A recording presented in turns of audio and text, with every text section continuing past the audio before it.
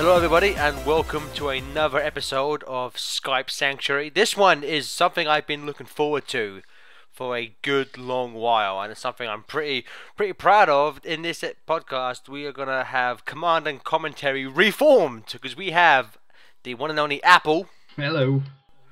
And of course everyone's favourite second in command, Anana. Cheer. Now it's been... I want to say Command and Commentary. It's not okay. It's not technically been dead, but it's been kind of offline for what now? Like 2 years? Yeah. A permanent hiatus. It's been on permanent hiatus for about 2 years now, and I know that deeply saddens me because I had some of my favorite commentary moments with Command and Commentary. And so I think, we touched upon it a bit in a Superpower Flower Hour episode. But Apple, what happened? How did this once great nation fall? I got lazy. I don't know. I think that's a mutual thing. We both got pretty lazy. Yeah. we all finally started getting laid. So unfortunately, yes. Making commentary for the internet kind of took a backseat. It gets the ladies in, but once the ladies are in, Because I think one of the last videos that was uploaded that featured the three of us was that trailer for the Mario Brothers movie commentary, which I still want to do one day. Definitely. We gotta get the three of us. Even if we just record it for a podcast and put it online, we gotta get the three of us at some point to watch the Mario Brothers. It's probably on YouTube. Yeah. It's probably on YouTube somewhere. We can just find it and watch. Here's the thing, though. It's just like I said, we got lazy, but it got to a point where it was like, you know how people who really want to be internet famous, really carry it on. People, first initial N, last one 4, but are just they try really hard. It's they go by any means necessary. For us, with John and I, it was just for the Super Mario one, perfect example was hey, you gonna send that video file to me? Yeah, I put it on this sharing site, and tried this password and username. It was doesn't work. Nah, we'll get around to it. And that's the last time we ever discussed about it. Yeah, that is actually exactly how it went. We just don't put the effort that most people do. That's why I loved doing it with you guys, just because there was just no. Well, it wasn't for anything. It was just for us. Exactly, it was just, and that's how I feel when it comes to stuff like this. It should be about the fun. It shouldn't be about, let's do this so then we'll get fans, so then we'll get views, so then we'll become partners and make money. I mean, obviously, I am one now, so it's a bit hypocritical for saying a bit. But even to this day, when I do videos now, I still do it for the fun. I don't go into it thinking, if I do this, I'll make X amount of views, which means I'll get X amount of money. I just do it because I'm this is something I would want to see or I would want to do. Because if I really cared about doing views, I'd do a commentary on every single game I could and upload it. But as the reason why Command and Commentary fell down, I am far too lazy for that. Exactly. So I don't do it.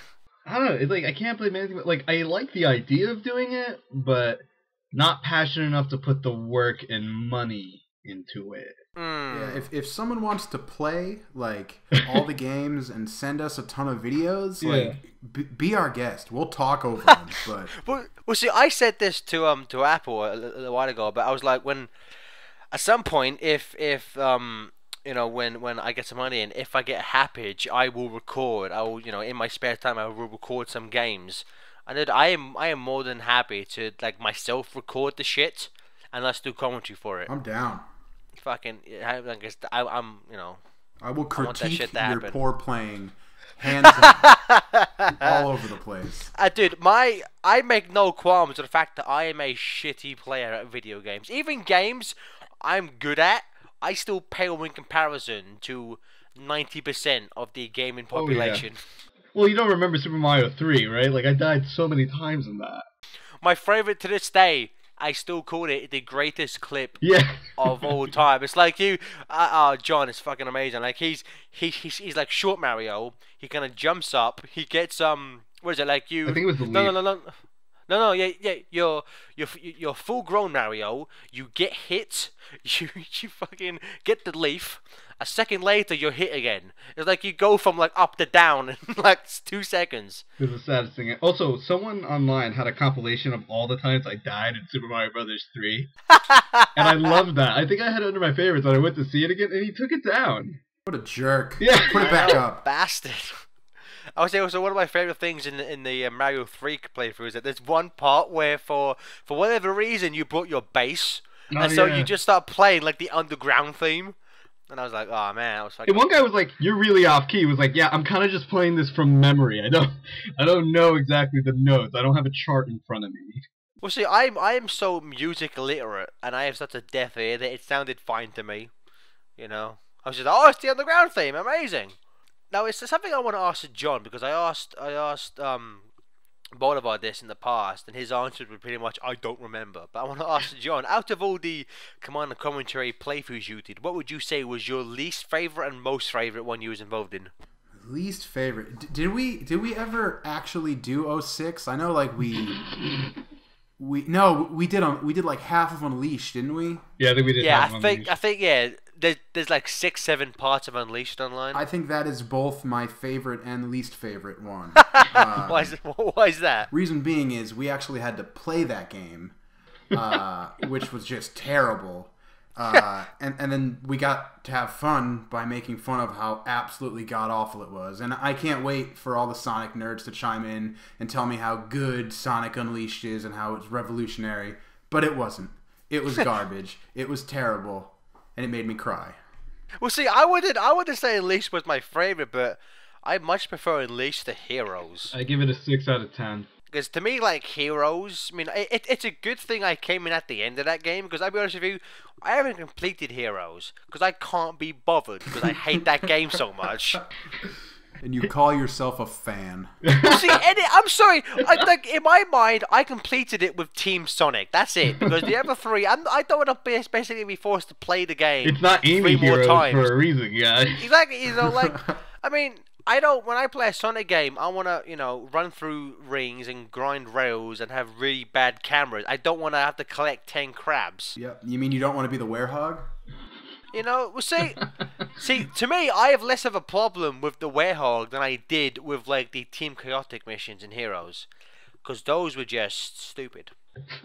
I don't disagree, but I certainly don't fully agree. Well, see, again, the way it's kind of a staple, and at that point, it was a staple in Sonic games to have a really out-of-place gameplay mechanic. I mean, we went from fishing to like those terrible mechs to fucking Team Chaotix to like the guns and shit in Shadow to Silver, which I maintain in terms of 06.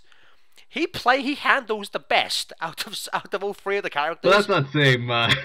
It's not saying much. It's not saying much. Again, I didn't expect that because, you know, going into 06 for the first time, I was dreading playing as Silver, but for my money, I mean, most people might disagree with me, but for my money, Silver handles the best. I enjoyed playing him more than Sonic and Shadow, and that just shows you how bad that game is. Yeah, it hurt me inside. I mean, that game was a pile of shit for a whole bunch of reasons. But one thing I would love for us to do, and it may prove difficult when Bolivar moves in a little while, so we'll be in 3 different states. But I'd love to get the 3 of. I've been in a different country in 2 different states, and now I'm going to a different a third Stop state. moving, Bolivar! You're ruining our plans. I can't keep still. You can't tame me. I'm like the wind. I can't remember any other specific things that resemble the Sonic. I wear red sneakers. That's how Bolivar sums up the Sonic franchise. It's like the wind. It's like the wind, and he wears red sneakers. Oh, you know what's really great? I got really bored, and I was in the depths of YouTube, and I found this video where it explains the science of the speed of Sonic the Hedgehog. Oh no. I think I've seen that. It's really intense. Like, if someone had presented science to me like this, I'd be like, I'd probably be a scientist. Well, see, I probably could have found absolute zero. I'm just saying. We'll never know. I saw a video where, in the recent My Little Pony cartoon, there's this character called Rainbow Dash, who apparently is very fast, and it was just like, tenth grader given a science project about like explaining how fast this character was, and the fact that it's this guy talking about very specific and advanced like math equations, but he's doing it in reference to a flying little blue pony. And the juxtaposition of that, I was just like, yeah, that guy's a genius. He's gonna get the shit kicked out of him after class, but the guy's a genius. All the brilliant people were neglected. But so, because again, I really want this to happen again. But if say we get Command and Commentary back together, what in terms of would you want to finish? No. Unfinished playthroughs, or would you just want to start fresh with something completely new? I want to start fresh. Yeah, I think it'd be more natural if we were just to start something new. Yeah. I think it's a shame though, because I think one of the last videos we did also together was the Super Mario World Part 1. Yep. Which I think that video is it's pretty. It's decent. really funny. It even inspired art. But you know what's really funny? Someone actually recently left a comment on that. And he quoted me at the end of it when I like I get these bursts of ambitions, but then there were times where I was like, nah, not really. At the end of the video, I was like, I was quoted as saying, and I didn't actually check to see if it was true, but I was quoted as saying at the end of the video, we're ending the hiatus, we're back, and then it's like the guy was like 3 years later, nothing. But for me, one of the biggest disappointments of my time spent online is the fact that like hour we spent recording colors got lost. Oh man, that was good man. too. That was That fun. was good fun. shit. I honestly think that was good shit we did. I mean, we did spend about 20 minutes just talking about Christina Hendricks' breasts, but I mean, 20 don't minutes have- well spent. That, to be honest with you, we didn't spend enough time talking about her magnificent cleavage. I could spend weeks. We should make the rest of this podcast just talking about the awesomeness that is Christina Hendricks' breasticles. Oh man. I mean, they're magical. What more can be said? I would kill for them. I don't Like to be on you, like to just be a part of you. I'd kill for them just to be in their presence, even if they were completely covered. Even if she was wearing like the biggest jumper sweatsuit. Yeah, let's say like if she's wearing like a really baggy sweater, would you be okay with that? Just to be in the same room as them, I could die a happy man. I'm gonna make this happen, and then one day I'm gonna call upon you to actually kill someone. 10 years down the road, hey FTA. Which person do you think would you want me to murder? If Nick Yeah, let's Cage get is this all still on document. alive, I'd probably have you murder Nick Cage. Nick Cage. He's probably the worst man in the world. He'd probably agree to it.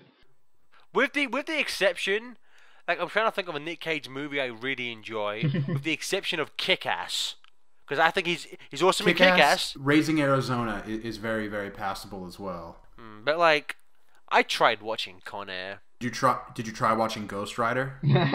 Dude, Ghost Rider, I know people say this online and like they say it for a joke, but I am actually being dead fucking serious. I got trapped seeing that for a friend's birthday, and the friend who it was, he was enjoying it, the stupid fuck. Ah, no. And so I couldn't leave, but I am being dead serious. If you would have given me a gun, I would have fucking ended it.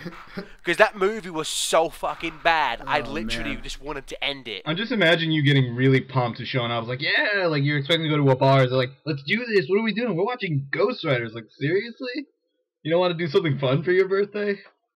Well, I remember because we actually, like, cause though this was like, we were like 16, 17, I believe. So we weren't like legal in bars. But I remember I forget whatever, we'd seen a film that day. I forget what it was. We'd seen a film, then we went bowling, then we went to get like a meal. Then at the end of it, he was like, you know what, let's go see Ghost Rider. And to be honest with you, going into it, I had no expectations. I had never really heard of that character before, because he's kind of one of the lesser known Marvel characters. So I was like, and the poster, big flaming guy, skull on fire on a motorbike with a chain, looks pretty sweet. So I sat down with an open mind, thinking this would be good.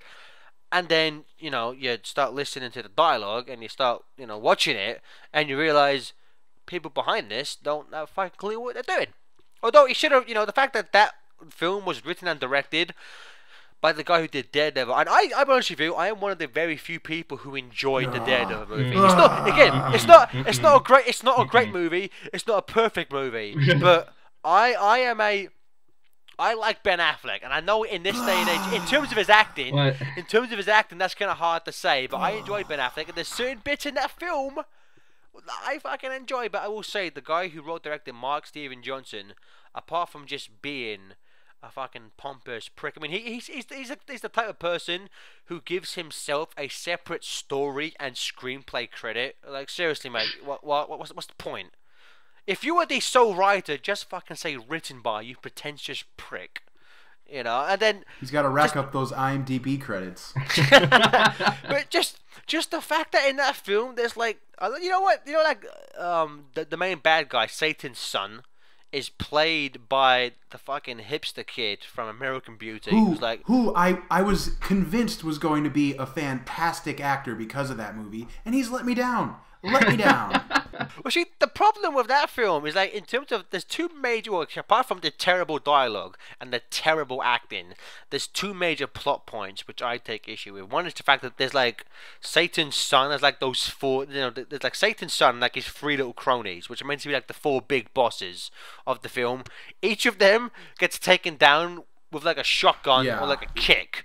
And then there's the fact that if you haven't seen the film, I'm gonna spoil it. I don't give a fuck. Don't see it.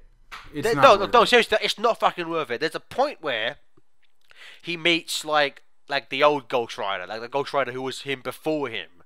You know, and then he's like, you know, let's roll. And he fucking, like, they both flame on and they ride across the desert. And there's a slightly nice visual image of the two of them, Ghost Riders riding across like an empty desert with spaghetti western music in the background.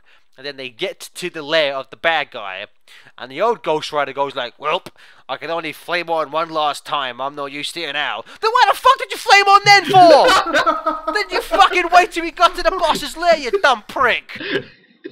I'm watching this. I mean, like, now I've had like 3-4 years of like studying, like, movie, like how they work and like story structure. Even back then as a kid, I was like, then why the fuck did you do that for? It kind of seems like a waste looking back on it. It does. I mean, it's like the laziest of story writing. There is just again, I haven't seen that film in like 6 years, but just thinking about it, my anger is as fresh today as it was back then. Now the better question is, have you seen the second one? I haven't, but I've heard it's slightly better. Yeah, I would make the opposite argument. Oh, really? Reason being, and I have no facts. I haven't looked into absolutely anything about who actually made that pile of crap. The guys who made the sequel, who at least who directed it, are the guys who made the Crank films. You know what's interesting about that? I was just about to say how absolutely terrible the filmmaking in those Crank movies are, and it's even worse in the second Ghost Rider. Watching that movie is like having a seizure while having diarrhea. It is just the worst, like, just vomiting, just, ugh, why is the camera shaking? Why is there a Dutch angle here? Ugh. Like, ugh. I want to fight everyone who made that movie. Even Key Grips. I want to fight the fucking Key Grips on that movie. You know what's really sad? I actually heard this on television. I was just watching one of those TV movie things. And I guess, I can't remember the list of people, but the one person who stood out in terms of auditioning for Tony Stark for Iron Man was Nick Cage. Fuck off. No, he was one of the people who auditioned, but Robert Downey Jr. just like blew everyone away with his performance. That like they just forgot about everyone else. Thank God. Yeah. It's been said before, man, but in the 90s, Nick Cage was going to be Superman. Well, to be fair, the Brandon Routh did his best, but those movies were not particularly good. Brandon Routh did his best with a terrible, terrible script. I saw Superman Returns. The only positive thing I can say about Superman Returns is that while seeing it at the cinema, I got a hand job, and that is the only positive experience I have of that film. My biggest... Superman Returns is boring for a bunch of reasons. Why is it so long? Why is it so long? Two, like, there's so many different plot points here and there that just make no sense. One, the fact that Lex Luthor got all his money back by fucking old ladies. I mean, why is that a plot point in a Superman movie? Yeah, that's pretty Two, weird. to the fact that like we once again we don't have a strong, a new villain. We have Lex Luthor again, and I'm sorry, I know he's like a criminal mastermind, and unlike the Superman Justice League cartoons, he's fucking amazing. But Superman, why didn't Superman just punch him and like get it over with? I know. You know? And to be fair, Kevin Spacey, pretty rad. Should have been a very good Lex Luthor. Wrong. Wrong. Had to be done. I didn't say he was. I said should have been. Like the movie had everything going for it. It had Bryan Singer, Kevin Spacey, Brandon Routh, who's passable, and I don't know what happened. It had Bryan Singer, the usual suspects, X-Men, one of the best superhero movies, X-Men 2. Coming fresh off of X-Men 2. The writers from X-Men 2. I mean, that's why X-Men 3 is so shit. Ugh. Bryan Singer took the writers and, jumped off the fucking Amazing Superman. But one of the biggest plot holes for me in Superman Returns, and this has been said before, and I believe it was actually Kevin Smith who pointed this out. The bit where, like, Lois Lane... And again, spoiler alert, if you haven't seen the film, it's not worth seeing. Don't see it. We're going to spoil it. It basically, plot, Lois Lane has his 5-year-old kid, and it becomes very apparent over the course of the film that this kid is Superman's child. At the point when that's revealed to her, why isn't there a scene where, and this is me quoting Kevin Smith here, why isn't there a scene where Lois Lane goes, Superman, when did you rape me? Because I have no memory of us ever having sex. So how the fuck did your sperm produce this kid? I think it was supposed to be like a really cheap, like, immaculate conception moment. Like, Really? here's Superman's son, born of osmosis. Well, no, the point. I think the point is because, like, one thing I do remember is that because this Superman Returns was one of the first films to do where it's in the same universe as the old Richard Donner films. It takes place it pretty much ignores Superman 3 and 4 and comes place 5 years after Superman 2. And one thing I do remember from Returns is that there's Lois Lane has this article saying like my night with Superman, which is she won like an award for it and shit. And at the end of Superman 2, Superman pulls out fucking superpower 642, gives her this magic kiss which erases her memory, which pretty much means that they did fuck at the end of 2. So and that's where the child in Returns comes from. But because Superman, so what you're telling me is Superman's hidden power is date rape. Pretty again, like he pretty much does do that, and I just think that to a certain extent that really isn't what I think of when I think of Superman. Like a man who would use his immaculate strength and power to coerce a woman into bed and then give her this kiss which wipes her memory. Seems surprisingly un-Superman-like, but maybe that's how shit goes down on Krypton. That's a dick. Used to, it's a dick move. That's a dick move. Exactly, and you gotta think, all the power Superman has, that's gotta be hard on Lois Lane. This is, just point that right out there. Can't be easy to handle Kryptonian sperm. No, don't they say that in Mallrats? They'll just like shoot right through her. Oh yeah, only Wonder Woman has like yeah, that's what they're saying. The only Wonder Woman has the power to survive Superman's ejaculation. What was it? I forget the quote. I'm not even gonna try. Disregard. But yeah, man, that was a point where we just got a bunch of crummy films. I mean, like X-Men 3 is. I don't want to talk about it. It hurt. It hurt so bad. The one thing I would say about X-Men 3 is that X-Men 3 it's remarkable in the fact that it has, without question, the world's greatest bit of casting. Oh, absolutely. The world's worst bit of casting. The greatest bit of casting is obviously Kelsey Grammer as Beast. Killed it. I was blown away. Absolutely, because let's face it, the Beast pretty much is Fraser Crane with blue hair. It's absolutely exactly right. Perfect. The worst bit of casting is obviously Vinnie Jones as the Juggernaut. I mean, not only did they destroy his character by making no reference to the fact that Juggernaut is Professor Xavier's half brother. Now, let's just make him. They pretty much did to him what they did to Bane in Batman and Robin. He's just kind of an idiot. Though, the fact that they threw in the "I'm the Juggernaut, bitch," internet line was kind of okay. But Vinnie Jones, terrible actor.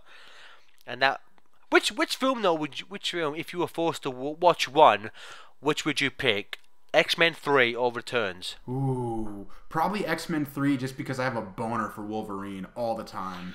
I mean, I'd watch, yeah, it's, like, if you would have told me that, like, before that came out, that, you know, Brett Ratner, who is a fucking, not only is he a scumbag, but with the exception of Red Dragon, which I actually like, he makes, I like Red Dragon, and to a certain extent Rush Hour 1, he makes shit films. He's an absolute scumbag. If you listen to stuff he says in interviews, absolute scumbag of a human being, and a shitty director. If you would have told me that he would have made a better, like, film than Bryan Singer's Superman, I'd be like, get the fuck out of here.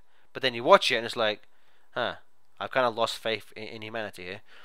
My thing about, again, this is another leap in logic here, to go back to X-Men 3 for a second, you know, another plot hole. You know the bit at the end, again, if you haven't watched it, spoiler alert, if you know the bit at the end when, like, they have the cure, and they're going to use it on the Phoenix. Oh, no, sorry, they have like 4 cure samples left, and they dump all 4 of them into Magneto. Yeah. Why didn't they save, like, one, at least one for the Phoenix? So instead of Wolverine stabbing her to death, they could have cured her. Yep. And I have some. I feel like the research made for X-Men 3 was just purely done on the Wikipedia page. Like, who are these people and what do they do? We only need to know their powers, and other than any sort of character. No, fuck character development. Are we going to make up some cool New Mutants? No. Why would we make up cool New Mutants? Let's make them terrible. Let's make a female prince. Do you remember that one? What was her power? Let's sing Purple Rain. Her power was looking fabulous. Looking straight fly. Well, see, like, even though Ratner is a terrible director, apparently, in his defense, he came on very last minute with a completely troubled script. My problem with X-Men 3 is that they added all this shit that hadn't been there before. Like, they suddenly, out of nowhere, people keep talking about, like, a level of mutant. You know, like, he's a level 5, he's a level 4. Never been established before, but they bring it in this film, and everyone acts like that had always been there. And for me, like, it's not a big thing, but for me, I'm just like, why is this here for? And then, like, the added subplot, or, like, backstory of how they got Jean Grey into the fold, and, like, Xavier acts like a big prick in 3, when, like, he acts completely how he wouldn't act in any of the previous films. It's true. Like, like the scene where, like, he's gonna go into Jean's mind, and Wolverine's like, maybe you shouldn't do that, you know, like, what you're playing at, and Xavier goes, like, I don't have to explain myself to you, get out of here. He would never do that in the previous films. Yep. Like, they turned Xavier into a prick for no good reason. Yeah, I don't know. Now, how do you feel about Days of Future Past? Bryan Singer is back. Yes, I am looking forward to it because John, like, I loved First Class. How about you? I can't say I loved it, only because I feel like it's 2 separate films. Now, the whole dynamic of Charles and Magneto is incredible. Michael Fassbender murdered it. I don't even know, like, how he did so well as a young Magneto, but he killed it. Absolutely amazing. My problem is all the young mutants, pretty awful. Yeah, with the exception of, I would say, with the exception of Mystique. Yeah, but she looked weird. Like, she was hot though, man. I won't dispute that, and I feel weird saying it because I think that girl's like 16 years old, but whatever. No, she's legal. She's legal. All right, man, I'm all in. She's fine. But it was just like the effects were weird on them, and the flying effects I thought were weird. Yeah, and I don't know. Like, it's definitely a rebound from X-Men 3, but the what I was expecting, I definitely didn't get. Well, see, I love this because after the atrocity of X-Men 3 and Origins Wolverine, exactly. The less said, the better. But, like, for me, First Class was an amazing breath of fresh air, and, like, it's they went into it kind of doing the return thing of saying ignore 3 and Wolverine. This just applies to 1 and 2. But for me, again, this is a really kind of small fan nitpicky, but there's a bunch of things that don't make it add up to those films. And again, haven't seen it. Slight spoiler alert. That there's a line in X-Men 1. When they're talking about Cerebro, and Professor X says, you know, oh, Magneto, I can't track him with it, and Wolverine goes, well, how? And he goes, because he helped me build it. But in First Class, Hank built it. Yep, it's true. There's also the line where okay, sorry, because he talks about how he can't find him in Cerebro because of Magneto's helmet. He said it's implied in X-Men 1 that Magneto built his helmet to so Cerebro can't get into it. But again, in First Class, Magneto steals that helmet. He don't make it himself. Yep. And again, the small things, then they're kind of only fan nitpick things. But again, they just kind of took me out of it. Also, one thing I will say is that I love the dynamic between Xavier, Mystique, and Magneto, and it perfectly perfectly set up why Mystique and Magneto are so kind of close in the films. My only problem is that even though they don't really have any scenes together, there's no mention in like 1 and 2 about Xavier and Mystique having any type of past. No, not at all. And the fact that they're so close in First Class, you're like, you'd think he'd mention it. Yeah. You know, you think Xavier at one point would mention it, but again, small things aside, I thought the ending was a bit rushed. I was kind of hoping they wouldn't have crippled Xavier at the end of it. That was kind of lame. And honestly, up to that point, I was kind of hoping for something else out of them. Maybe a total separate film. I really do feel like First Class should be a trilogy, and it should have been a trilogy. Yes, I was thinking that because like after this, but where do you go? Because at the end of First Class, you pretty much have Magneto as the villain. Yeah, which to me is just absurd. I would have loved to have left it on shaky ground, had the second film, Magneto's quote-unquote fall from grace, and then in the third film become like the main real villain. And my big problem being is that in all of the X-Men comics, and even the original films, I mean, they really harp on that these guys were best buds. They were best friends, and that's why it's so sad that they're now like, they're like kind of mortal enemies, but kind of respect each other at the same time. I didn't really get any sort of good relationship from them. I mean, you get the one scene where, and somewhat spoiler alerts, Charles helps Magneto like unlock his full power by putting him in like a calm state so he can move some giant satellite dome thing. I don't really know what it was.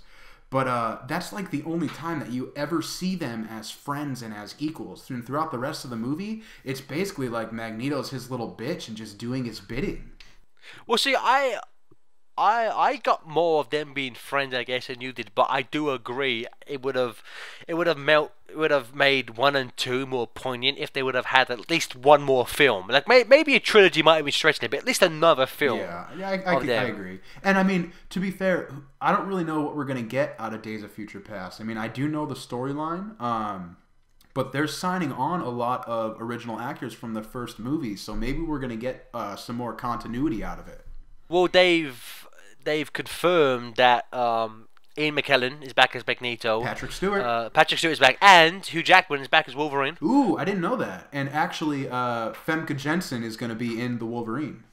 Nice, and of course, Hugh Jackman has. Well, okay, spoiler alert, but in First Class, Hugh Jackman has one of the greatest cameos in film history.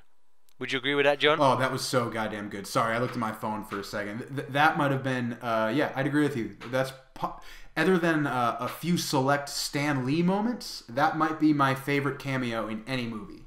One of the things I am really hoping for that they may adapt, they may not, because the first X-Men film set a precedent by starting a comic book movie in a concentration camp. So, like, they set a groundwork for, like, focusing on real-life tragedies in the past. So, apparently in the comic book, Days of Future Past opens with Magneto guiding the bullet that killed Kennedy.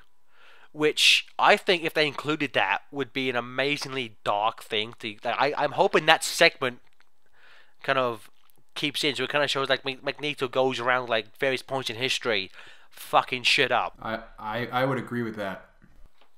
Which I think their plan is they're gonna make this kind of connect with the original films, and then they're gonna go in for a Bryan Singer directed X-Men 4. Oh man, that would just, my nerd boner would be just fully erect. Which they may try and connect it with Wolverine, because apparently the new Wolverine movie takes place after X-Men 3, because the first one was a prequel, this one is now set after X-Men 3. Yeah, and as it should be, because, I mean, that's sort of what the comics follow. Wolverine goes and becomes a quote-unquote man of the Bushido, even though he's kind of just a dick sometimes. Well, see, I haven't read it, but the Wolverine in Japan series is meant to be one of the most well-respected and beloved comic runs of all time. Like, people always talk about how, Wolverine in Japan is amazing. I mean, Wolverine, I mean, he's such a fan favorite now, and I mean, the argument can be made that he has too many storylines, and I guess I'd agree to a point, but on the same side, he's such a diverse character, and he's so, like, relatable that I really never get tired of him. And Hugh Jackman murders it. Oh God, yes. He God, is Wolverine. You know what was recently revealed at one point? Russell Crowe was going to play Wolverine. Now, I kind of like Russell Crowe, but that would have just been awful. I think Russell Crowe in certain roles can be good, but yeah, I couldn't see him as Wolverine. One thing that would give me an eternal nerd boner, and it's something we'll never get because of contract disputes and different studios, but if anyone's ever seen the animated film Hulk vs. Wolverine, oh yeah, to see that in live action would be incredible. Like, it'd be fucking amazing because face Hulk and Wolverine on the big screen beating the shit out of each other. Now, I've read that series. It's Ultimate Wolverine versus Hulk, I believe. And well, it's not a spoiler. It's on the goddamn cover, so you should read it if you like comics. But Hulk rips Wolverine in half, and Wolverine has to like crawl to find his legs. I would love to see that in actual real live action. They never. Well, see, have you heard? Is the Wolverine? Is it going to be rated R? I don't believe so. Oh man, it's a shame. It's a shame they never would because kids love Wolverine, but when you think about it, he's not really a child character. Like, he shouldn't really be marketed. It's kind of like how in the mid-90s they were marketing Freddy Krueger towards children. Wolverine shouldn't really be like targeted towards kids. Considering every comic is just like, I'm the best at what I do, and then it's him stabbing someone in the fucking face. Yeah, I mean, it's like Wolverine's quote is, I'm the best there is at what I do, but what I do isn't very nice. Yeah, exactly. It's like if anyone played, it's kind of generic and repetitive, but the X-Men Origins Wolverine Uncased Edition game, fucking so much fun because in that game you just rip people to shreds and there's blood everywhere. Honestly, it's pretty good. Like, and for an action game, it's nice. It really is. I mean, they do stuff in this they never do in the movies because at the end of the first level, Wolverine jumps onto a moving helicopter, pulls out the pilot, and decapitates him on the propellers of the copter. It's like, how much would you pay to see that on the big screen? All of it. Everything I have. I know, and I'm going to say... I feel a bit bad because Apple hasn't said anything for the last 10 minutes. I'm sorry, man. No, you get me going about comics. I'm not a big comic follower. So you don't really watch any of the comic movies then? The last movie I watched was the Spider-Man movie, which I kind of went in like not expecting much. Which one? The very first one or Amazing? The new Spider-Man movie. Okay, so what? That's one I watched. Let's talk about that then. So, Bolivar, what were your opinions on that then? It's an origin movie, and that's really like I'm getting tired of origin movies, to be honest, because it's like, how many times can I see like Uncle Ben die and like still care? That's really it for me. It's just like, I've seen it again. I know, like, with great power comes great responsibility, and it's like. They keep advertising like he was really like sassy and like he's kind of like this talkback Spider-Man, but there's really just one scene where he had that. I think he made a great Spider-Man, but I think Tobey Maguire does a better Peter Parker.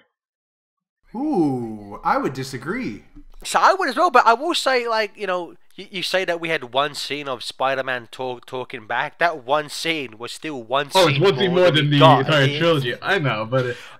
I mean, I like, on the whole, I liked Raimi's trilogy. Spider-Man 1 hasn't aged well. No. Spider-Man 3, part of shit back then, part of shit back now. I would argue Spider-Man 2, best Spider-Man movie that currently is out there. 100%. Totally. Doc Ock, are you for real? Exactly. I mean, there's a few things here and there, like the fact that there's scenes in Spider-Man 2 where you see Spider-Man directly punch Ock, and that really should knock him out because he's just a standard guy. He's just a dude. Apart from that, though, but like for me, Amazing Spider-Man, without question, currently second best film there is at the moment. Let's be. I mean, again going into. I mean, the politics behind it were after Spider-Man 3 kind of was, it made a lot of money, but critically it wasn't that good. They were going to go into a Spider-Man 4 starring John Malkovich as the Vulture and Anne Hathaway as like a Vulture sidekick type thing. But then studio, like, I think is the reason why I say Spider-Man 3 like was so like packed and full of shit was because if I remember correctly, Sam Raimi himself wanted just to do Sandman because that was a character he wanted, and for me, like, I kind of liked what they did, but the fact that they shoehorned him back into Peter Parker's backstory felt cheap and lazy, and the fact that does it kind of negate his whole like feeling of being Spider-Man responsible? Because it's kind of, I forget what it is exactly, but I remember thinking about it, watching it, like that kind of like it doesn't matter what choice he made, that guy was gonna shoot him anyways. Well, see, essentially, it's the fact that the guy in the first one, who he tracks down, and who ends up dying, who thinks shot Uncle Ben, didn't the Sandman shot him? Yeah. Which, for me, it's just that the problem I have with that is that, for one, Parker forgives him way too easily, and the second is that they spend the first half of the film building up the Sandman, saying he's got a sick kid, that's why he steals, because he has to raise money for his kid, and then they fucking ignore that. Like, the end of the film, he just turns into Sandman and flies away with no resolution to his character. Wait, you still have a sick kid. Where are you going? It's like he doesn't. They don't pay off the sick kid. I mean, like the thing with showing that scene where he goes to visit his daughter, it's just there to make you feel kind of like empathize with him. But then the fact that they don't pay that off, it makes it worthless. And also, the worst thing for that though is the bit where when he becomes. I will say though, the scene when he's first Sandman. Oh, when he's in the little pit thing. I will say, crazy. Just that scene on its own, a perfect short film. Yeah, I would agree with that. I will say that the bit where the fact that the way he gets into this top secret government test is just by climbing over a little bit of barbed wire, and the fact that the scientist, like, guys, there seems to be something in the pit. That's probably a pigeon. Fuck it. What kind of scientists are these guys? It's 2007 and we don't have any cameras. So Raimi wanted Sandman. Marvel wanted them to do Goblin again, which that I didn't have a problem with that storyline because it kind of paid off. It gave Harry Osborn a nice resolution. Apart from the fact that apart from the quote unquote best friends line, which is maybe the worst line in any comic book movie. Which line's that? I don't spoiler alert! When they're up on the roof and quote unquote New Goblin is dying, and he's apologizing to Peter, and Peter's line is something along the lines of "You don't have to worry about it. We're friends." And James Franco looks up, and he's got to be stoned at this point, just like with the dumbest smile on his face, and just goes, "Best friends," and like that's his big emotional dying moment. Is just like this stoned, like, we're best bros, dude. Well, see, it makes sense because if you go back to Spider-Man 1, Willem Dafoe's last line is terrible. He's stabbed. He just goes, "Don't tell Harry," and falls down. It's like the worst death scene ever. And then right before that, when he sees the glider coming, and he just goes, "Oh." But no, the worst thing about the Goblin thing is that, like, fucking just before he goes out again to help Spidey fight Venom, which we'll get to, is the bit with the butler comes in and Alfred goes what's it, Bernard? Yeah, Bernard goes like he died by his own wounds. Yeah, he's like, I was there the night your father died. I inspected the wounds. He could only have died by his own glider. What did you fucking tell me that 2 years ago? It's like if you were Harry Osborn, you'd be like, you're fucking fired. You're fucking fired, Bernard. I don't even know why I kept your old ass here in the first place. It's like you're fired, and I'm gonna use my wealth and resources to have you silently killed. You absolute twat. Didn't one of the bombs from the Green Goblin kill someone? In the first film when Mary Jane and Harry Osborn are up on the that big penthouse thing during the parade. Yeah. There's a bit where the original Green Goblin throws a pumpkin bomb and it kind of disintegrates some like Oscorp employees. And also there's the scene where the very first scene you see the Goblin where he goes and attacks that rival kind of like military company. Yeah. He kills a few people there. But like New it's like Goblin, it just scars Harry though. yeah, It yeah, just scars him in the yeah. face. It's like, oh no, I'm super rich, I could get plastic surgery, but this scars forever. Well, see, no, that comes from when he throws the bomb at like Peter, yeah, and Peter's he kind of back, throws yeah. it back at him. But it's like Which it killed I so kind many of people, enjoyed and he that just gets a scene. scar. That scene is the closest we got to how Spider-Man should be, because he spends that entire scene mocking Osborn, which is what he should do. I mean, in the very first film, there's that nice line when he's fighting Bonesaw, and Bonesaw's like, "Get down!" I forget the setup, but Parker, Spider-Man's on the roof, and he goes, "That's a nice outfit. Did your husband make it for you?" And that's the closest line we get to like a Spider-Man quip in all three of the Raimi. Again, on the whole, I like the Raimi films, but to me, that isn't necessarily Spider-Man. Well, it's my argument with the whole thing is we see two very different Peter Parkers. One being the cartoon Peter Parker, in which I would say Tobey Maguire is more of the Saturday morning cartoon version of Peter Parker, while we actually get. And I mean, you could make arguments, but in the new Amazing Spider-Man, we get a little bit closer to somewhere between the Amazing and the Ultimate Universe Spider-Man. I mean, I want to go back to Amazing in a second, but first I just want to finish and go back to Spider-Man 3. Sony was pushing for Venom because Sony knew how popular Venom was, Yep. and so they pretty much. I mean, if you could, there's interviews around the time of Spider-Man 1 where Sam Raimi was going like, you know, like the fans love Venom, and that's fine. I don't necessarily like him, and I don't think he's interesting. And you know, that's his opinion, and that's fine. So that's why Venom is so bad in 3, because he was shoehorned in. And I'm sorry, like he's an, you know, if you listen to the commentary on Spider-Man 3, he's the only one who knows his comic book knowledge, and for that I give him props. But Topher Grace as Venom, really, It's terrible. really. Topher Grace. You get Topher Grace. Topher Grace gets a bad rap, and he's always going to look. He's Eric from That 70s Show. He will never grow up. He's always going to look like that. I don't even think the dude could grow a beard if he wanted to. But, like, that being said, he's a passable actor. He does okay. Should not have been Eddie Brock. He is not Eddie Brock. I thought, and again, you know, the way Eddie Brock acts, making jokes, I'd argue you could maybe make the case. He acts more like Peter Parker does than, you know, Peter Parker did. Because when he's just there making jokes and shit and like laughing and stuff, that's fine. But when he becomes Venom, it's just, and there's a problem. This is a problem. It's a problem the Raimi films had, where it's like we have these villains and these people in masks, but if we don't show the actor's face, our audience is stupid. They won't understand who these people are, so they get to have Venom kind of pull his demon face back, so you can see like Topher Grace with like fangs and shit. It's like nobody wants to see that.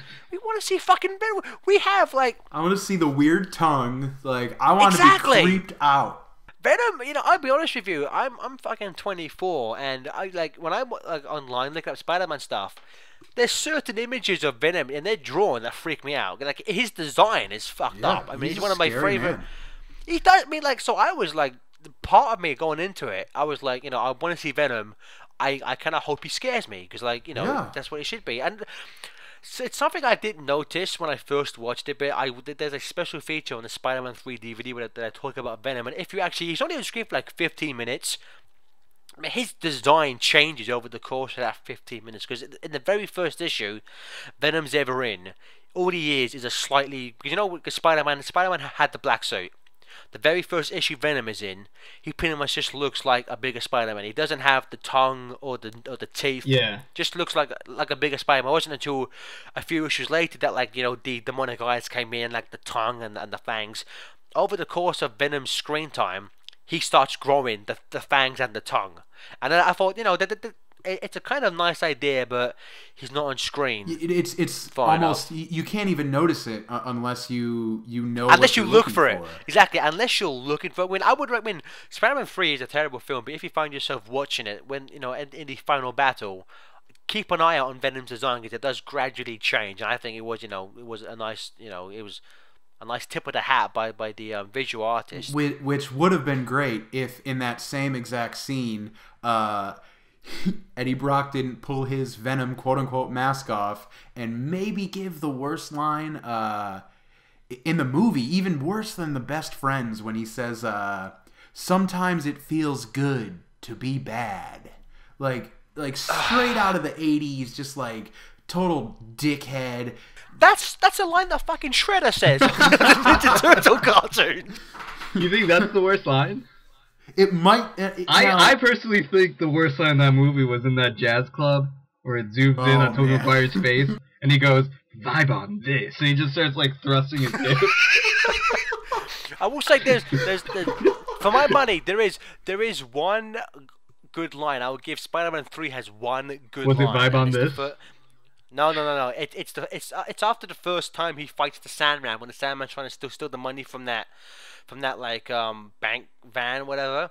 And it ends with like he kind of knocks away Sandman, and Sandman is Spider-Man sitting on a roof, pulls off his shoe, kind of pours out, and all the sand comes out, and he just says, "Where do these guys keep coming from?" And I thought, to be honest with you, I thought that was a fairly clever, kind of funny line. But the thing in the nightclub scene, you know, the bit where he kind of, you know, it ends with, you know, Peter accidentally hitting Mary Jane, and like she's on the floor and shit, and she's hit her face, she's like, "Oh, you know, I can't believe you did that." I am not for 1 second abdicating domestic abuse, but people, no, let me finish. I am not for 1 second advocating domestic abuse, but people, like, fan reactions to it, and even the creators themselves treat it as if Peter went out of his way to punch Mary Jane in the face. If you watch that film, that scene, basically, I forget, Peter has like someone up against the wall. It's the bouncer, I believe. Yeah, it's the bouncer up against the wall. Mary Jane's kind of like tugging on Peter to try and get him to stand up, and Peter just kind of shrugs his shoulder and knocks her on the floor. He's not looking at her. He doesn't know it's Mary Jane. He's just, you know, someone's, you know, on him, and he shrugs her off, and like Mary Jane falls in it, and you know, she's like, "I can't believe he did that." He's like, I'm so sorry and shit. So all I'm gonna say is he doesn't, you know, he didn't go out of his way to hit Mary Jane. He just doesn't know. Yeah, exactly. So like, you know, you listen to like the commentary. It's like basically, I think there's a bit in the commentary where it's like, yeah, you know, we were, you know, really happy to get away with this kind of like, you know, really adult like domestic abuse type thing. It's like, well, not really, because it could have been anyone trying to, you know, get him off the bouncer. You know, again, not advocating domestic abuse, just. You know, I'm just saying, you know, that from a storytelling standpoint, that scene might have worked a bit better if he knew it was Mary Jane. Yeah, man, if I were Spider-Man, I'd abuse the shit out of that. Oh, see, I would just say Kirsten. I would say Kirsten in Spider-Man 1, you get why he wants to be with Mary Jane. You do, because that's the most attractive she looked. That's the most fun she ever acted. Spider-Man 2. You kind of see why. I mean, she's a bit whiny, but whatever. Spider-Man 3, like, why the fuck isn't he with Gwen Stacy for? Mary Jane is so fucking annoying in that film. And like, you know the bit where Harry Osborn goes like, you have to leave him, you know, or I'll kill him. You think at this point Mary Jane would be like, I'm pretty sure Spider-Man can take you. you think Mary Jane would just be like, Peter, you know the bit where like they have to meet on the bridge, and she's like, I have to dump you, and I can't say why, and runs off crying. You think when they just go, Peter, behind you, Harry's turned into a bit of a prick and he wants to kill you. Go beat him up. Like you know he's Spider-Man, right? You can tell him. Exactly. You know he's taken down the Green Goblin and Dr. Octopus, both of which are a lot more intimidating than, you know, than Harry Osborn, a kid who used to get bullied by Flash Thompson, you know, like 4 years ago. But to go back to the segue back into Amazing.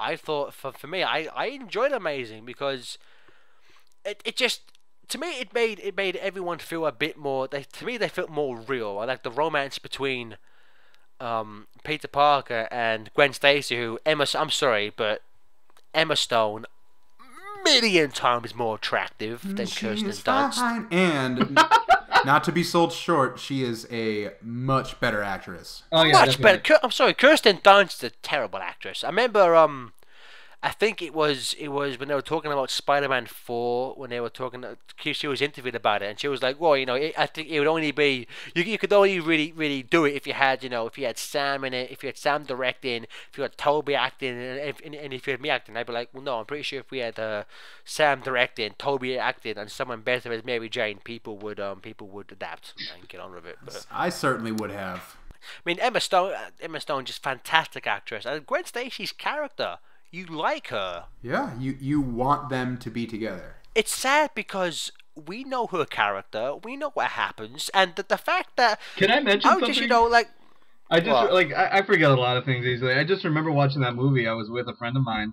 We were watching it together, and I just remember it was a scene where like spoiler alert, the dad's dead, and they're just hanging out, and he's like, "I promised," and then like I forget where, but Peter and Gwen meet up, and it's just like, yeah, I promised I wouldn't, but sometimes breaking promises can be fun. And I look at my friend and I go, did he just make a joke at her dead father's expense?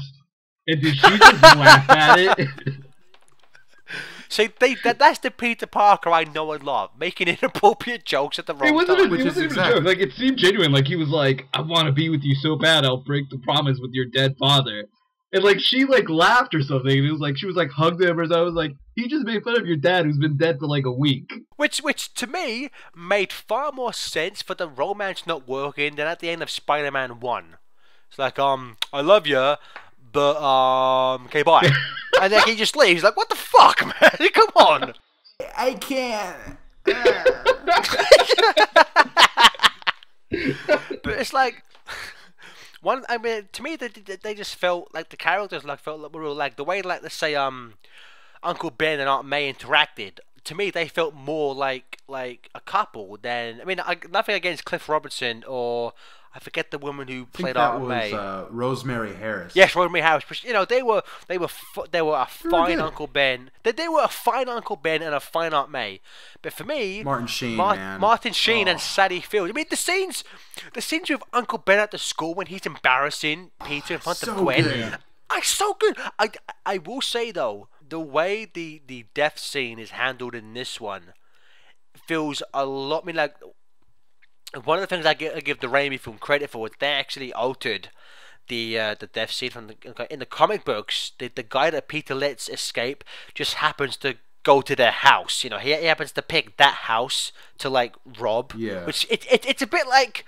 It's a bit of a stretch, but it was the 60s, so we're like, whatever. So in the Raimi movies, they adapt it where they set up that Uncle Ben's going to be at that place waiting for Peter. So it's like, in that regards, that's genius, That worked amazingly well. This one, it kind of makes sense because, they set up that Peter's out and Ben's out looking for him. But it's still a bit, it's a wrong big city, place, wrong time type of thing, But in that regard... I was hoping though for more Uncle Ben. I really was too. Because I mean, like, I knew, like, up until the release of it, they were focusing so much on Peter's parents that a small part of me was like, maybe they won't kill Uncle Ben in this, which would have, it probably wouldn't have worked, but because they don't really focus on that in the in like any of the previews. But I thought just like the banter they had, they felt more like a real, family. like real Exactly, people. they felt. And again, like, even the people at school. I mean, like, Flash Thompson. I mean, like, he has, like, what, 2 scenes in the Raimi film. In this one, like, he's still a kind of minor character, but even the fact that Flash Thompson has, like, an arc over the course of the film. Yeah, and an arc that works too. It makes sense. I mean, I will say though, at the start of the film, like, the beating he gives Peter would probably get him expelled from a real school. Yeah. Like, just the amount of, like, surely one punch would have been Should enough. we expel this kid? No, man. You see what he did to the other kid? I'm not gonna talk to him. No, it's like, we can't expel him. He's the champion basketball guy, man. We can't fucking let him go. We'll lose all our funding. But, like, some of the things I just felt, okay, I'm gonna quickly move into the Lizard. What did you guys think of Lizard? Oh, I really like this Absolutely character. I thought his design was fine, but I was okay with it. It was a little weird. Like, I won't say that it wasn't weird, but I don't even know how to say his name. I've only ever read it. Reef Ifans. Yeah, he's a Welsh boy like me. That. He was like Dr. Connors and the Lizard. It was absolutely perfect. He's a great actor. I will say I mean, the design of it, they based it. If you go back to the Lizard's very first appearance, he had a more humanoid face. I and countless other fans wanted the snout. You know what Lizard's known for, and actually, there's a very fuzzy picture floating around the net. Because at Comic-Con 2 years ago, they showed off some work in progress scenes, and that lizard had a snout. So for whatever reason, I probably to make him look more human-like, which is kind of like, stop doing that. But I will say though, I loved him as the lizard. It's a shame they cut out the wife and son. They were filmed. They're on a deleted scene, which I believe is on the Blu-ray, which is currently out in stores now. But I will say though, when the lizard spoke, I wish they would have done more to change the voice, because it felt weird. Because it's pretty much his standard voice coming out of this lizard. And it's supposed to be like the lizard is a total separate entity from Doc Connors. Like they're two people. They're supposed to be almost polar opposites in terms of mentality. Exactly. Just to hear that voice come out, it definitely it felt weird. It definitely felt weird. I had the same problem actually with Venom in Spider-Man 3 when like his face, when the Venom face is on, the voice, like the voice isn't different enough. You know, like it still sounds too similar to fucking Topher Grace. You know, but I mean there's a lot of things though in Amazing, like, you know, all it's been used in the trailers, but again the scene where like he stops that kind of like robber. And it's like, oh no, it's my one weakness. It's small knives. It's like the greatest like Spidey pun we've ever seen in a film. I will say, I thought like I know it's like 10 years later, but the effects though, like Spider-Man towards the end, in like Spider-Man 3, when Spider-Man was swinging, he looked pretty good. But in this one, I was like, they really nailed it. Like the effects of him like swinging and shit looked so realistic. Oh, they definitely did. I mean, and to be fair, I mean, I'm not gonna lie and say that this movie's a 10 out of 10 by any means. I mean, there were some cheesy moments. The dramatic scenes really aren't filmed very well. It's sort of just back and forth reaction shots. But I mean, definitely the action portion of the cinematography was very, very spot on. It felt right. It flowed well. I mean, I felt that they finally got Spider-Man fighting like Spider-Man. Exactly. Like there's this one move where he crawls over the lizard and like webs him up, and I thought that was fucking genius. Choreography's really great in terms of the fighting. Like the way he fought was the way Spider-Man would fight, you know?